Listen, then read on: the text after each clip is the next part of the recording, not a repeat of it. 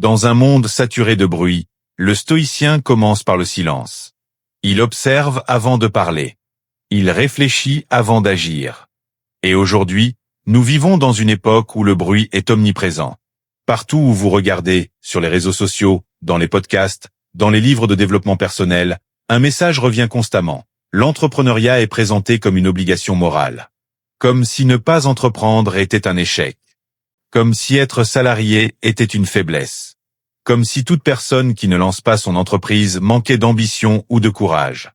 Mais je suis ici aujourd'hui pour vous dire quelque chose de différent. Quelque chose que vous n'entendez pas souvent. Une vérité qui peut sembler inconfortable, mais qui est nécessaire. La vérité est plus simple et plus dure. Tout le monde n'est pas fait pour entreprendre. Non pas par manque d'intelligence. Non pas par manque de courage. Mais parce que chaque être humain a une nature différente. Une constitution psychologique unique. Des forces et des faiblesses propres à son être. Et reconnaître cette vérité n'est pas un signe de faiblesse. C'est un signe de sagesse. On vous a montré les résultats, jamais le prix à payer. On vous a montré les succès éclatants sur Instagram, jamais les ruines silencieuses. On vous a promis la liberté financière, sans parler du fardeau psychologique. Regardez autour de vous. Les réseaux sociaux sont remplis d'entrepreneurs qui affichent leur Lamborghini, leur voyage en jet privé, leur bureau luxueux. Ils vous vendent le rêve. Le rêve d'une vie sans patron, d'une liberté totale, d'une richesse infinie. Mais ce qu'ils ne vous montrent pas, ce sont les nuits blanches. Les crises d'angoisse. Les relations détruites. Les sacrifices personnels. La solitude du décideur.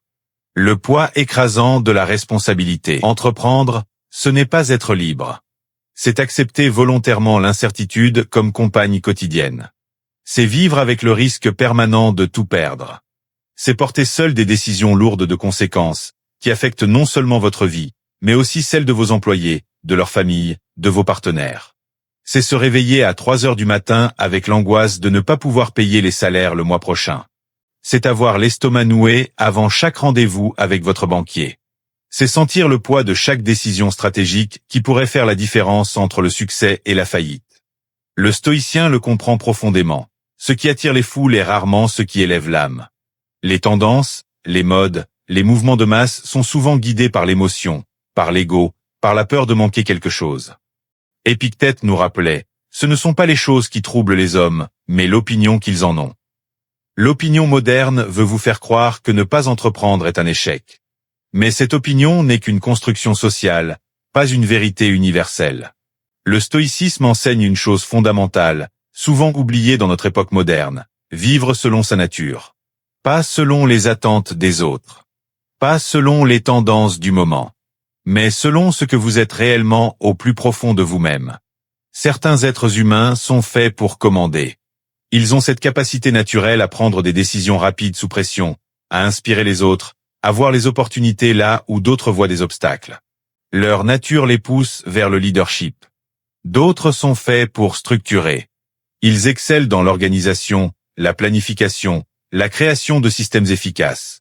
Leur génie réside dans leur capacité à transformer le chaos en ordre, à optimiser les processus, à apporter la clarté dans la complexité. Et d'autres encore sont faits pour exécuter avec excellence. Ce sont les maîtres artisans de leur domaine. Ceux qui peuvent se concentrer pendant des heures sur une tâche spécifique et atteindre un niveau de perfection que peu peuvent égaler. Le conflit intérieur. Forcer une nature qui n'est pas la tienne, c'est créer un conflit intérieur permanent. C'est comme essayer de faire pousser un cactus dans un marécage ou un nénuphar dans le désert. Techniquement possible avec assez d'efforts, mais fondamentalement contraire à la nature de la plante. Ce conflit intérieur se manifeste de plusieurs façons. Vous vous sentez constamment épuisé, non pas par le travail lui-même, mais par l'effort de vous forcer à être quelqu'un que vous n'êtes pas. Vous ressentez cette dissonance cognitive permanente entre ce que vous faites et ce que vous êtes vraiment. Vous pouvez réussir malgré tout.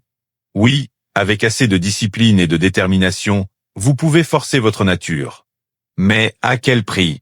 Le succès extérieur cache souvent une souffrance intérieure profonde. Marc Aurèle, empereur romain et philosophe stoïcien, écrivait dans ses pensées pour moi-même. Ne cherche pas à être quelqu'un d'autre que celui que la nature a fait de toi. Cette phrase contient une sagesse profonde. Elle ne parle pas de résignation ou de paresse. Elle parle de lucidité, de connaissance de soi, d'acceptation de sa véritable nature. Marc Aurèle lui-même était empereur, un leader suprême. Mais il reconnaissait que certains de ses conseillers et administrateurs excellaient dans des domaines où lui-même était moyen. Il ne forçait pas ces hommes à devenir empereurs. Il reconnaissait leur nature et leur permettait d'exceller dans leur rôle. La vraie question n'est pas « pourquoi je n'entreprends pas ?», mais « quelle est ma nature profonde et comment puis-je vivre en accord avec elle ?» La vertu ne dépend pas d'un statut social.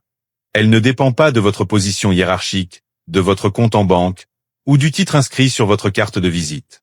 La vertu dépend uniquement du caractère. Pour les stoïciens, les vertus cardinales sont au nombre de 4, la sagesse, le courage, la justice et la tempérance. Remarquez que, créer une entreprise, n'en fait pas partie. Les stoïciens mettaient en garde contre l'orgueil plus que contre presque n'importe quel autre vice. Pourquoi ? Parce que l'orgueil vous aveugle. Il vous empêche de voir vos propres défauts. Il vous coupe des autres et de la réalité. Sénèque écrivait « L'orgueil précède la chute, et l'esprit arrogant précède la ruine. » La recherche de la reconnaissance. Le stoïcien ne cherche pas la reconnaissance extérieure. Il ne cherche pas les applaudissements de la foule. Il ne cherche pas les likes sur Instagram ou les félicitations dans les dîners mondains. Ce qu'il cherche, c'est la droiture, l'intégrité, l'alignement entre ses valeurs et ses actions. La paix intérieure qui vient du fait de savoir qu'on a agi selon ses principes, même si personne ne le sait, même si personne ne l'applaudit. Combien d'entrepreneurs lancent leur entreprise non pas par passion ou par conviction, mais par soif de reconnaissance, par besoin de prouver quelque chose aux autres, par désir d'impressionner leurs anciens camarades de classe ou de montrer à leurs parents qu'ils ont réussi. Cette motivation est vaine. Elle mène à l'épuisement et à la déception, car la reconnaissance extérieure ne comble jamais le vide intérieur. Beaucoup d'hommes riches sont esclaves. Esclaves de leur image. Esclaves de leur peur de perdre ce qu'ils ont acquis. Esclaves de leur désir toujours croissant. Esclaves du regard des autres. Vous pensez qu'un entrepreneur millionnaire est libre? Regardez de plus près. Il ne peut pas prendre de vacances sans son téléphone. Il dort mal en pensant à sa prochaine levée de fonds.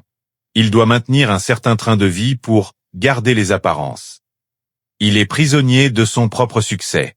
Comparez cela avec un salarié qui vit modestement, mais selon ses moyens, qui dort tranquillement la nuit, qui peut partir en vacances sans penser au travail, qui n'a pas de dette, qui ne doit rien prouver à personne. Lequel des deux est vraiment libre? La vraie liberté est intérieure. C'est la maîtrise de soi. C'est l'acceptation sereine de ce qui ne dépend pas de nous.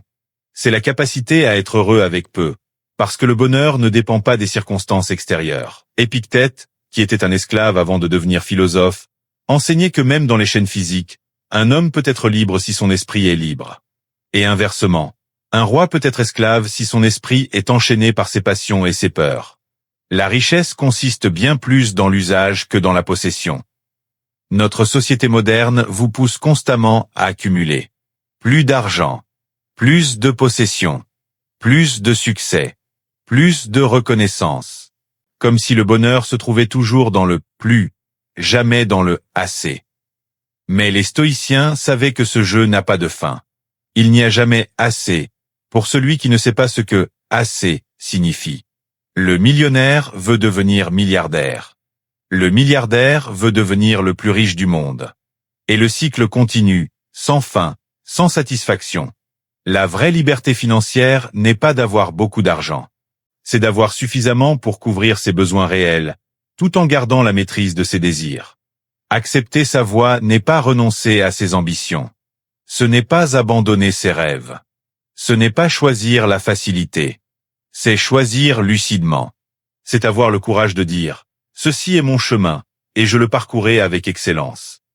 Il y a plus de courage dans cette acceptation lucide que dans la fuite en avant vers un idéal qui ne correspond pas à votre nature. Il faut plus de force pour résister à la pression sociale et rester fidèle à soi-même que pour suivre aveuglément ce que tout le monde fait. Le stoïcien ne fuit pas l'effort. Au contraire, il embrasse l'effort. Mais il choisit l'effort juste.